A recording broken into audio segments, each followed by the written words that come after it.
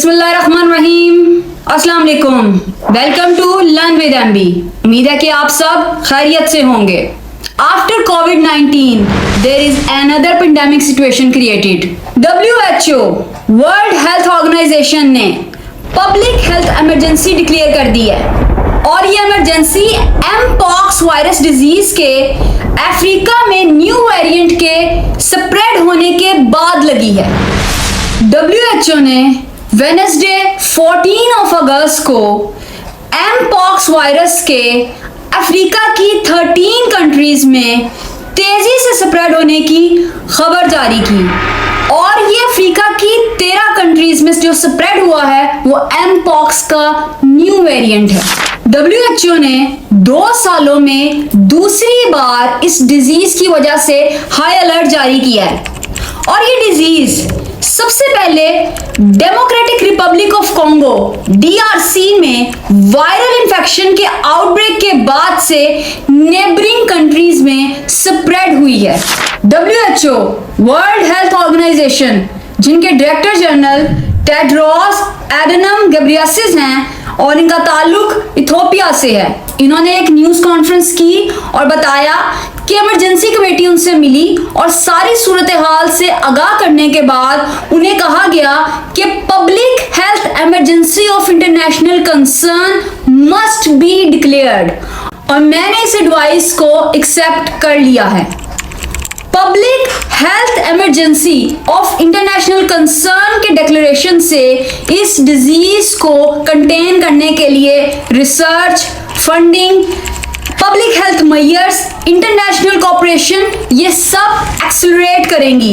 World wide countries international health regulations की जो legal bindings हैं उनके अंडर ये सारी सूरत हाल में इमरजेंसी रिस्पॉन्सेस दे सकेंगी। आखिर ये एमपॉक्स है क्या जिसकी वजह से WHO ने ग्लोबल इमरजेंसी डिक्लेयर कर दी है? जानते हैं सबसे पहले कि ये एमपॉक्स बेसिकली क्या है। एमपॉक्स जिसका पुराना नाम मॉन्की पॉक्स था, ये एक वायरस है जो कि स्मॉल पॉक्स से मिलता जुलता है। इसकी जो स्प्रेड है वो क्लोज कांटेक्ट से होती है। लाइक आप किसी के साथ क्लोजली इंटरेक्ट करते हैं तो उस सूरत में इसका जो स्प्रेड है वो बहुत ही फास्ट होता है, या फिर इसके अलावा कोई भी कंटेमिनेटेड मटेरियल यूज करने से, लाइक क्लोथिंग या इसके अलावा बेडशीट्स, नीडल्स, व्हाटएवर जो भी कंटेमिनेटेड है, इसकी वजह से अगर वो इंटरेक्शन में आता है किसी दूसरे पर्सन के तो ये बहुत इजीली बॉडी में स्प्रेड कर जाता है। इस डिजीज की जो सिम्टम्स हैं वो फ्लू लाइक हैं, यानी सबसे पहले आपको बिल्कुल ऐसा ही फील होता है जैसे आपको नॉर्मल फ्लू हुआ है। देन उसके बाद आपको बुखार और सर्दी महसूस होती है। देन बॉडी पे रैशेस आ जाते हैं, सर दर्द स्टार्ट हो जाता है, जो मसल है वो वीक होना शुरू हो जाते हैं, आपको मसल्स में पेन बहुत ज़्यादा फील होती है कि आप बहुत ज़्यादा टायर्ड फील करते हैं, एग्जॉस्टेड फील करते हैं। प्लस ये जो बॉडी पे रैशेस आते हैं इसके साथ जो है वो पानी से बड़े, पस से बड़े जो है वो दाने से बन जाते हैं पूरी बॉडी पे। स्पेसिफिकली जो है वो फेस अफेक्ट करता है बट ये स्प्रेड पूरी बॉडी पे हो जाते हैं, बिल्कुल ऐसे ही जैसे इससे पहले जो था वो स्मॉल पॉक्स का वायरस पूरी बॉडी पे स्प्रेड होता था, बट ऑल्दो से एरेडिकेट कर दिया गया है, लेकिन ये उससे मिलता जुलता जो वायरस है वो एक बार फिर से अटैक कर चुका है। इंटरनेशनल कम्युनिटी इसकी वजह से बहुत ज़्यादा परेशान है। वीडियो के स्टार्ट में मैंने ये बात डिस्कस की थी कि इस वायरस की वजह से 2 सालों में 2 बार जो है वो इमरजेंसी डिक्लेयर की गई है, बट इस बार ऐसा क्या है जिसने पूरी इंटरनेशनल कम्युनिटी को पैनिक कर दिया है? तो ये जो एमपॉक्स है इसके 2 जेनेटिक क्लैड्स हैं, क्लैड 1 और क्लैड 2।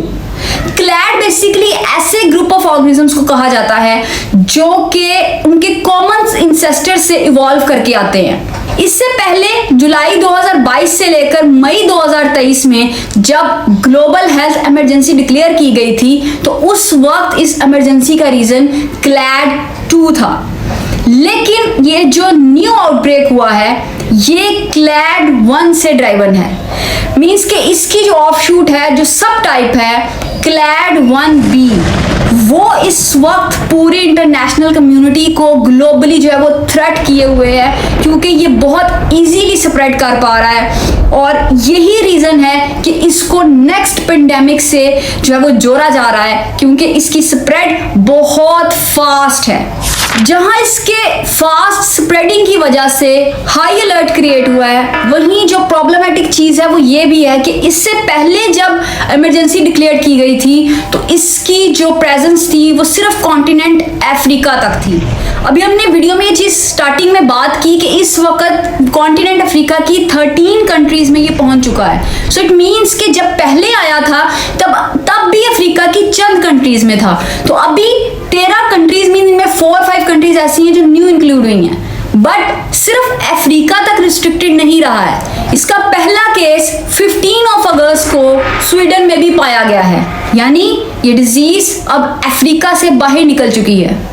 बट हमारे लिए क्या कंसर्न है कि 15 अगस्त को जहां स्वीडन में ये डिजीज डिस्क्लोज हुई है, वहीं पाकिस्तान में भी इसका एक केस कंफर्म्ड वे में सामने आ चुका है, जिससे ऑफिशियली गवर्नमेंट ने, हेल्थ मिनिस्ट्री ने कंफर्म कर दिया है कि ये एमपॉक्स ही है और ये क्लैड 1B वेरिएंट के साथ इस वक्त एशिया, यूरोप और अफ्रीका तक अपनी रसाई बना चुका है।